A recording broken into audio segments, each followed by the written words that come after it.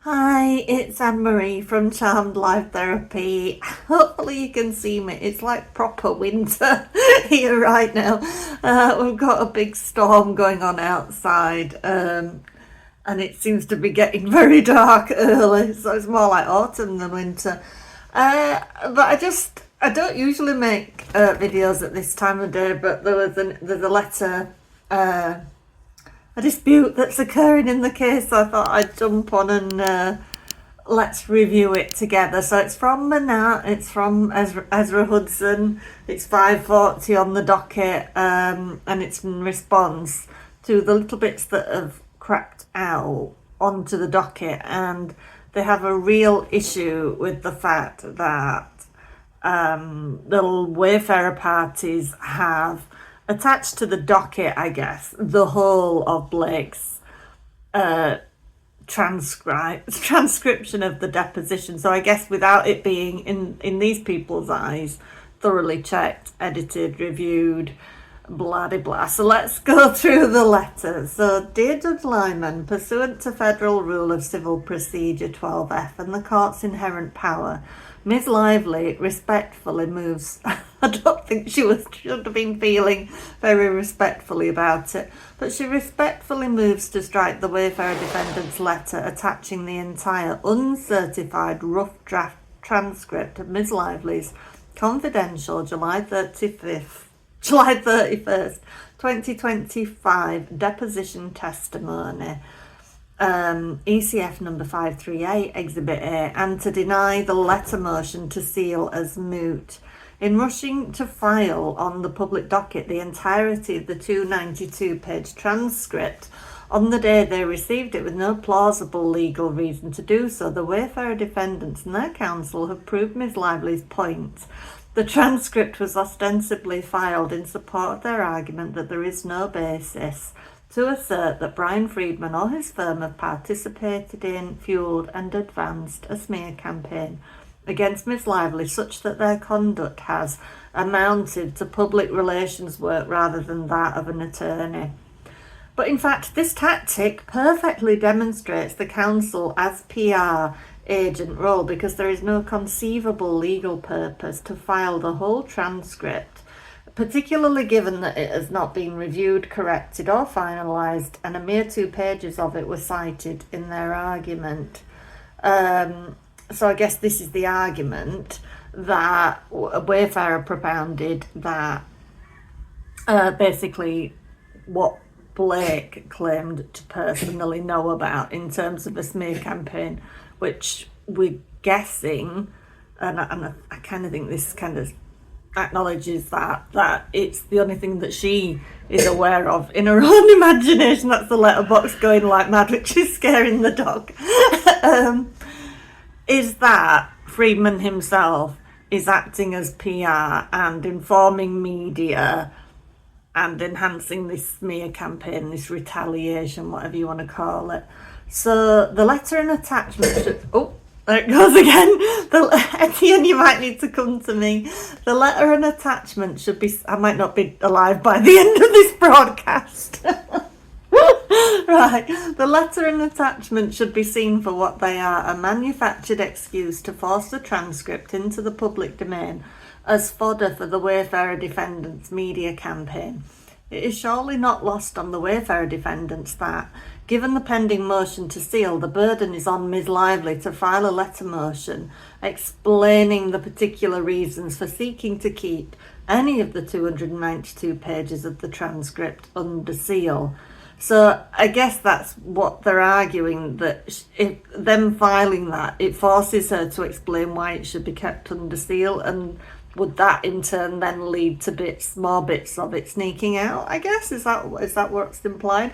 The Wayfarer defendants and their counsel hope to make Ms. Lively defend the continued sealing of the transcript so they can advance the false narrative that Ms. Lively is afraid of her deposition testimony becoming public, which is entirely untrue and deeply harmful. Ms. Lively affirmatively pursued this litigation with the full intention and desire to have her testimony heard in a legal process governed by the rules of evidence, which public evidence evidence, which publicly filing this rough draft transcript in this manner substantially undermines. To suggest otherwise is part of an ongoing character attack that Mr. Friedman has been advancing to undermine Ms. Lively's credibility and taint the jury pool. That is not a proper use of confidential discovery material or this court's docket. I mean, I don't know about you, but have you ever come across a case where the defendant's attorney was such a major factor, a major legal tactic in this way? It's kind of insane the amount of focus there is on what Brian Friedman may or may not be doing, but it kind of is so delusional at this point. It's like, even if he is saying, I think we're getting to this point, I don't know about you, where I don't really care what Wayfarer have done, what Brian Friedman have done, or anybody on that side of things has done, because I think it's entirely been justified given what they've been dealing with. I can't perceive of anything coming out at this point in time that would make me go, oh, what a shower of bastards. You know what? I just can't see it at this point. And I kind of find, yes, Etienne, it's kind of bloody crazy, isn't it? Yes. So then it's like, there's like, one of these, not italicized paragraphs, but just when they're bringing up the details of what they're referring to. So 1, the Wayfarer defendants refers to do we really need, we know who the Wayfarer defendants refers to. Point 2, even as to the 2 pages cited, it makes no sense to suggest that facts in Ms. Lively's personal knowledge, so it was about that, as opposed to facts developed from the public record, from the investigations of others and through discovery, would be particularly relevant to, never mind dispositive of, that. You see, this is what they're afraid of. This, I forgot to look up what dispositive is, but I think if they can get that across, I think it then heads to summary judgment, because it's more or less saying there's no legs to this, there's nowhere for it to go. So I think if that term starts being accepted, this idea of dispositive, it's like proving against, I guess. So never mind so I guess maybe the bit panicked here. Never mind dispositive of the nature of Mr. Friedman's conduct in connection with this action. Moreover, the Wayfarer defendants compromised the confidentiality of the proceedings by applying only a single narrow redaction in their letter while openly characterising it in unredacted argument, substantially disclosing their spin on the alleged substance of Ms. Lively's testimony. 3, it says, see Rule 4B of Attachment A to the court's individual practices in civil cases. So then back to the gist of the letter. Accordingly, Ms. Lively respectfully requests that the court strike the uncertified rough draft transcript from the record and order the Wayfarer defendants to file only that portion of the transcript cited in their August 1st letter. And in brackets it says which portion should be filed under seal. So see Outlaw v. City of New York. And then there's another portion in brackets that says granting Ms. Lively's motion to strike counsel's inflammatory letter. Oh, so that's referring back to when they got, you remember Brian, when he was doing the Taylor speech little bit, and he said he'd spoken to them and he submitted that letter, didn't he? Like, what did they call it? It had a fancy name, but it was basically him giving testimony to say that had happened in relation to Taylor Swift, and they got that struck, if you remember. So it's citing that there about how they got it stricken, his inflammatory letter, because what they claimed at the time was the sole purpose of the letter was to promote public scandal. And this is what they're saying here, basically, that all of this is just more PR, more spin, more getting ahead of the narrative, more unfairness against Blake Lively is what they're saying. So she's bored, sorry. Consistent with their goal of creating a media circus around Ms. Lively's deposition, It also appears that the Wayfarer defendants immediately leaked details from the deposition to the tabloid media. This began by selectively sharing from a source in the room that Mr. Baldoni was in attendance, apparently to advance the storyline that the deposition was a face-to-face showdown between Mr. Baldoni and Ms. Lively. The next day, more leaks from a source close to the deposition described in detail Ms. Lively's attire for the deposition, also revealing those who accompanied her, mocked Ms. Lively's legal team, and then discussed extensively the Wayfarer defendants' themes from their now dismissed case. The narrative created was that Ms. Lively needed a large contingent of people with her to testify, while misleadingly suggesting that only Mr. Baldoni and Mr. Freeman were present for the deposition on their side. The reality is that Ms. Lively testified across the table from Mr. Baldoni, Jamie Heath, Steve Sarowitz, Melissa Nathan and Jennifer Abel, all of whom attended this deposition in person, as well as 8 attorneys representing the Wayfarer and Wallace parties, 2 of whom questioned her. But I think when you say 8 attorneys, that makes more sense, because how many of them is there? It's like, but 8 attorneys in their sense makes sense. Whereas if Blake needed a similar number, there's only one Blake Lively, isn't there, really? But I don't really care about any of this, because it's like, if all of those people were there, all of those people have loved ones, that some of those people went off and shared, you know, what Blake looked like on the day, how many attorneys were there, what presence she walked into the place with, you know, how they said she has struck a confident figure. And the thing is, don't forget, this took place at their place of business, not Brian Friedman. So anybody in that office, any receptionist, any admin, any attorney, any on their side of things could equally have put this out. That you're not telling me that everybody that works in Manat is pro Blake Lively and pro what's going on here. Anybody there could have a source on some kind of media, but it has to be coming from Brian Friedman. It has to be coming from that. And it's wildly expanded on what bits I've seen. It's been very little snippets that I've seen in the media over who was and wasn't there. And why should, you know, it's normal to say Justin was there and not to elaborate on who else necessarily might be there, because Justin's really the main focus, isn't it?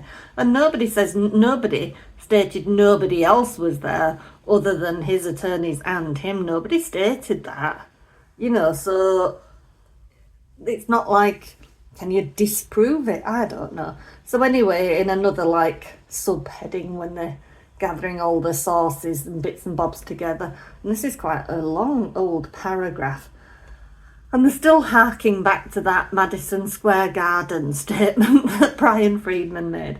So from the inception of this litigation, Mr. Freeman has falsely accused Ms. Lively of being afraid to testify and delaying her deposition, and has made a spectacle of it in a number of ways, including ghoulishly suggesting that the deposition take place at Madison Square Garden. Why is that ghoulish? It was being hyperbolic. He was being a bit sarcastic, wasn't it? Because he was sick of her spouting basically that she was so hyper confident that she was in her truth, and she'd, you know, it was just like off the top of his head. He just had a little riff, didn't he? And they've not let it go since. As this court is well aware, and every time they bring that up, they treat it as if Brian Friedman meant that, and it's like they know he didn't mean that. Surely or have they convinced themselves at this point in time that Brian Friedman literally meant, let's broadcast it from Madison Square Garden and sell tickets? So the conduct leading up to the deposition resulted in the court granting a protective order governing the location and attendance at the deposition. What conduct? There was no what? I don't really understand what conduct they're referring to there. What conduct were they doing that made Blake Lively just wanted to have this thing where she wanted to have it, where she could have whoever she wanted around her and, you know, control it, basically, like she's controlled every aspect of this thing. But what conduct?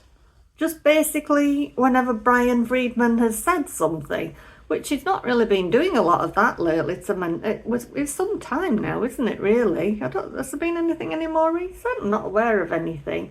So to be clear, Ms. Lively's deposition transcript should remain confidential and under seal unless and until it becomes the subject of a legitimate filing, and then only if any presumption in favour of public access is overcome. By itself, the transcript is deposition discovery material, which, like other materials merely exchanged among parties in discovery, play no role in the performance of Article 3 functions. And there's some case law cited.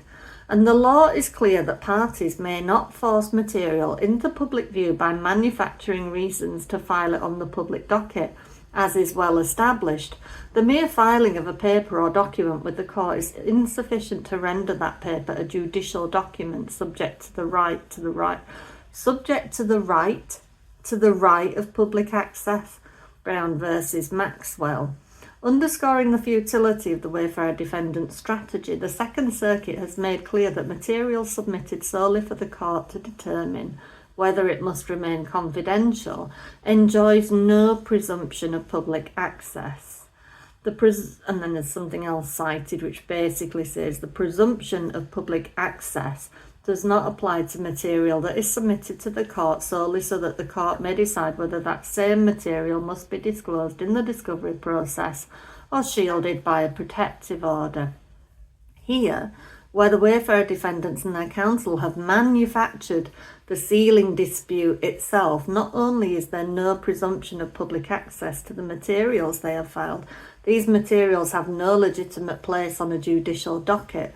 Finally, even if they had been submitted in connection with a legitimate filing, the 2 pages cited in the Wayfarer defendant's letter, never mind the entire transcript, would not warrant unsealing, as materials submitted in connection with and relevant to discovery motions, as opposed to substantive filings more determinative of the merits, are subject to a lesser presumption of public access. So the countervailing interest in avoiding media circus, completely detached from the merits of Ms. Lively's claims, more than overcomes the minimal presumption of public access to those 2 pages. The deposition began at 10:13 a.m. Eastern, and then at 10:15 a.m. Eastern, TMZ posted Blake Lively's deposition facing down her nemesis. Justin Baldoni is in the room. July 31st, 2025, citing unnamed sources at TMZ. Oh no, then there's just the link to it. Justin Baldoni comes face to face with Blake Lively for her deposition. And that's the letterbox. It's making me jump at this point. And then there's like links to other things where people are commenting on her ensemble. And another article arrives for deposition hearing with husband Ryan Reynolds and 8 lawyers in caps. But is there any sign of her bestie Taylor Swift? And then a Daily Mail article. So it's citing all the things where it's popped up. But the thing is about the Justin thing, that story could have been dropped ahead of time, couldn't it? Even more ahead of time than we're aware of, because she's the one that insisted on knowing who would be there. I think there's equal evidence to say that some of these leaks could be coming from her side, that this is something they could have set up in order to be able to field this argument, because I think they know that at this point Baldoni's side is looking to get this, or at least the Friedman thing at this point in time, they're looking to get that bounced, aren't they? So they're looking for a way to keep that in, because it's this last-ditch attempt to prove the smear campaign, the invisible smear campaign. If they lose that Brian element out of it, as Blake Lively herself obviously said in her deposition that to her own personal knowledge, that's the only chain of evidence or proposed evidence left, is that somehow Brian Friedman is now the architect of the smear campaign and the defamation, if that goes away, then literally the case is in the toilet now, isn't it? Although we're still to kind of wait and see what happens with ye old second amended complaint and Jed Wallace, who's the previous architect of the untraceable smear campaign, of course. But I think, like I say, I think it's fair to say that any of this information could have come equally from Lively's camp or out of the Manat office itself, or somebody gleefully staking out the place knowing she was due to turn up there. You know, who's to say where some of this stuff came from? And like I say, at this point I truly don't care if it came from Brian Friedman or Kevin Fritz or whoever else at this point. They basically don't like, all it boils down to is they just don't like the fact they stuck the entire deposition on the docket unedited, which forces her to kind of say why it needs to remain under seal. And they're saying, really, you only needed those 2 pages, and even that you've not properly redacted it and things like that. So I don't know what's normal business in terms of a law case, but you know, I just get the feeling they know they have to play clever, don't they? And they've been forced to make it play out in the public, because it's only the public and content creators that are really on his side, isn't it, really? It's like legacy media's not, I mean, it's moving a little bit, I think, at this point, but very, very slowly. But yeah, so that was respectfully submitted by Ezra Hudson. Oh no, I ain't finished it, have I? It got worse. So did I finish it? I think I've had too much coffee today. So let's do this paragraph, because I think I've missed this. Filing the uncertified rough draft of the deposition transcript when it serves no legitimate litigation purpose is disrespectful. Oh, I haven't read this because it's a bit awful, really. It's disrespectful to the types of allegations at issue here and to the litigation process. It harms harassment and retaliation victims like Ms. Lively, who already bear physical and mental health consequences from the underlying incidents and are forced to repeatedly relive the trauma through litigation, including court filings, depositions and court testimony. That is not going to sit well with a lot of people, is it? And are we going to now ask Blake Lively to prove what physical health consequences she's had as a result of all of this, because she's already unwilling to prove mental health consequences as a result of all this? That's really unfortunate for people that have really been through some stuff in life, to have that sat there like that. And again, it's like doing all that to Justin, isn't it, as well? It's that reversing it, turning everything around on its head all the time and pushing back. And it's like he's the one that feels like he's the victim of a narcissistic abuse campaign. He's the one that feels victimised, really, who's like lost his livelihood, doesn't know what his future looks like at this point in time. So that was quite a tough bit to read, that. And then it goes on, and in this case also through seeded press and social media gossip and scrutiny about her confidential testimony, thanks to the Wayfarer defendants, such tactics also have an untold chilling effect that serves to silence other sexual harassment victims. Accordingly, Ms. Lively respectfully requests that the court grant her motion to strike the uncertified rough draft deposition transcript from the docket, deny the letter motion to seal as moot, and order the Wayfarer defendants to file only that portion cited in their August 1st letter under seal. That, I mean, the most of that is just a bit amusing and enraging at the same time, and then the last part is kind of just leaves a bad feeling in the taste of, bad taste in the back of your mouth, isn't it? And that's quite a lot, isn't it? Quite a lot for people to digest, I think. But it's like, do they get to just blanket accuse the Wayfarer defendants of all of the stuff that has been revealed there? I don't know. It's like, will they be called to question on that? Will they be able to defend themselves? All of that. So they're basically saying you seeded the press and social media gossip and fed that scrutiny about confidential testimony, and that was all of you Wayfarer defendants. That's exactly what they're saying here. I don't know, does that just go by the by? It's like, I don't know.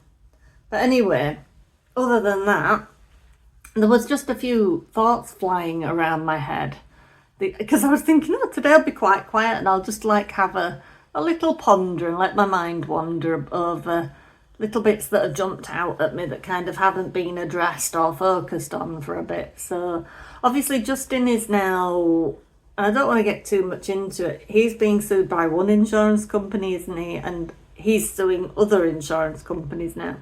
And I don't really want to get too much into the weeds of that, because I think that's probably a fairly normal occurrence. I think these people in Hollywood are regularly getting sued for one thing or another. It's like people in the music industry, isn't it? They're nearly always getting sued over one thing or another. It's kind of something they almost have to take on the chin. But this is all to do with paying Justin's legal expenses, I suppose, and who'll cover what and how. And it looks like all of his insurance companies don't want to have to pay out in any sense. So we kind of just have to wait and see where that one goes. But I imagine it wasn't entirely unexpected. And it just occurred to me the other day about when Manat first took on board this case. Did they just... It'd be interesting to know, wouldn't it, whether they just saw it as another Me Too case that might be lucrative. Did they genuinely think, this is Blake Lively, she can't possibly been lying, this power couple, how shocking it is that this has been done to her? Was that in anybody's mind? Did they literally just believe her, or was it just like the cash cow aspect? That kind of was running through my mind. Did they think it was one they couldn't possibly lose because it was Blake Lively and Ryan Reynolds, and that made it, very attractive to take on?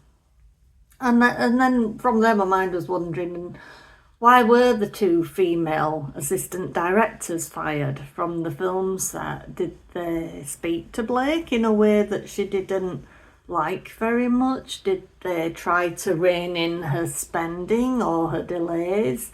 So I kind of looked at what an AD does, and an assistant director is a key member of a film or television production team working closely with the director to manage the logistical and practical aspects of filming. Their role is crucial for keeping the production on schedule, within budget, and ensuring a safe and efficient set environment. So you can imagine, like early doors, that information was getting back to Sony, wasn't it? About the budget, about the costumes and things like that. And that's when Justin had to go to her caravan or trailer or whatever you want to call it and have an uncomfortable discussion with her about that. What did these two ADs have to do? Did they go see her before Justin went to see her? Did they have to try and rein her in and watch that spending and the rest of it? What conversations were had that so offended her that she felt the need to have them removed, Because they, according to Google, I didn't go to Perez Hilton's favourite ChatGPT. I just asked Google. So they manage the production schedule, they create and maintain the shooting schedule. So I guess that was changing all the time, wasn't it? The shooting schedule between COVID and strikes and the rest of it. So maybe these two women were on occasion, I can't remember the chain of events and at what point they were booted off, but given all that was going on that set, there was probably times that they had to maybe have a difficult conversation with Blake or approach her team in some way. in ways that she didn't like. And I noticed, I was looking at something the other day, and an article popped up to do with Reed Morano, who was the director of the rhythm section. So that was the movie that I think that was that the last movie before she had baby number 4?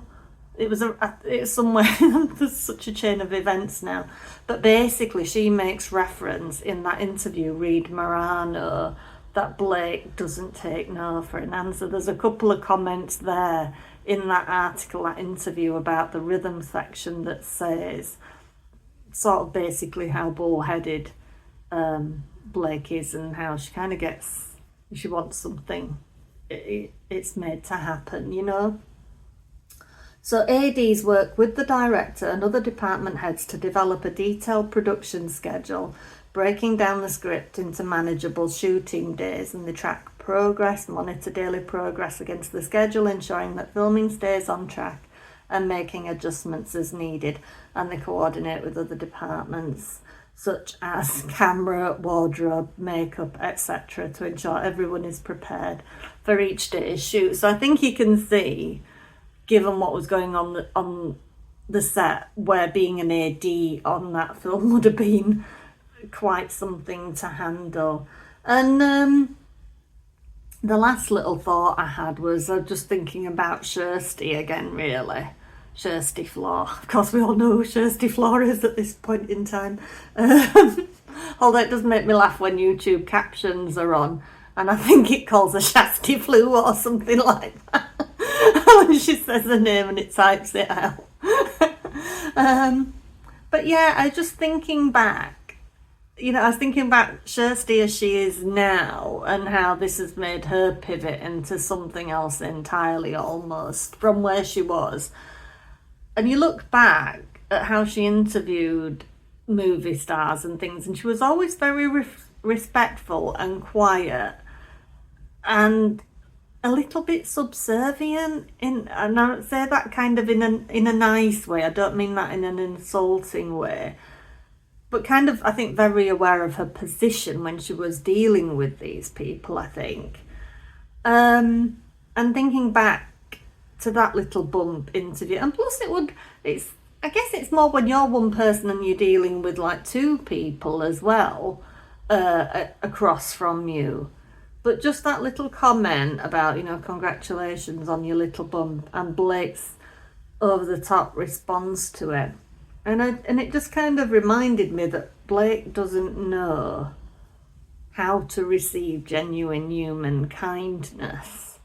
It does not compute to Blake Lively that someone would say something like that with no ulterior motive, out of sheer polite acknowledgement of what most people think would consider as an impending happy event. Just acknowledging, oh, there's this lovely thing going on with you. You're bringing the new life into being. And Blake's response to that is to kind of accuse her of having a weight problem, really, isn't it, basically? And it's like, how did she kind of took that as another weight shaming incident? It's every time she's been interviewed when she's pregnant and somebody points it out or attempts to broach it, it's like, what are you saying about my body? And it's like, love, most people can't wait to show off the bump, have the bump acknowledged, you know, when they're lucky enough to get pregnant. And we know that Kirsty either can't have children, she's said that before, but it's like, what world do you live in when somebody can't just be polite, acknowledge what they're seeing with their own eyes in a polite, pleasant, congratulatory way? What world does Blake live in where that is turned into an attack on her, or maybe not something that you have a right to say to her or point out about her? You're just supposed to pretend it's not happening.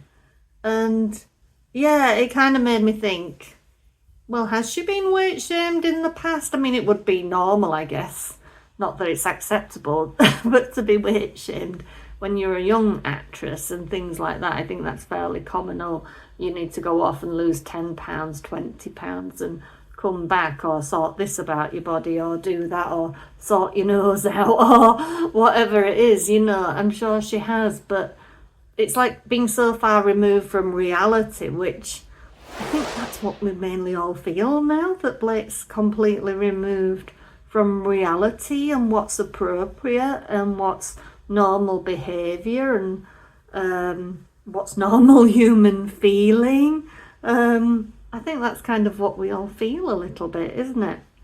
But yeah, that's my thoughts for today from a very windy Caithness. I've even had the heating on, it was that chilly. I hope you're all okay out there wherever you are in the world. Please do hit that like and subscribe and share if you can, and drop me a comment below and let me know what you think, particularly to that last paragraph of their motion to strike, which was quite a heavy paragraph, I think, if you have been a survivor of real physical or mental health attacks upon yourself. You know, I found that particularly hard, the physical, that Blake's alluding now to she suffered physical harm from that. I think, what's going on here? It's like, what are they trying to do now, isn't it? I just found that quite disturbing, I think. Anyway, you let me know, and I will see you later. Bye bye.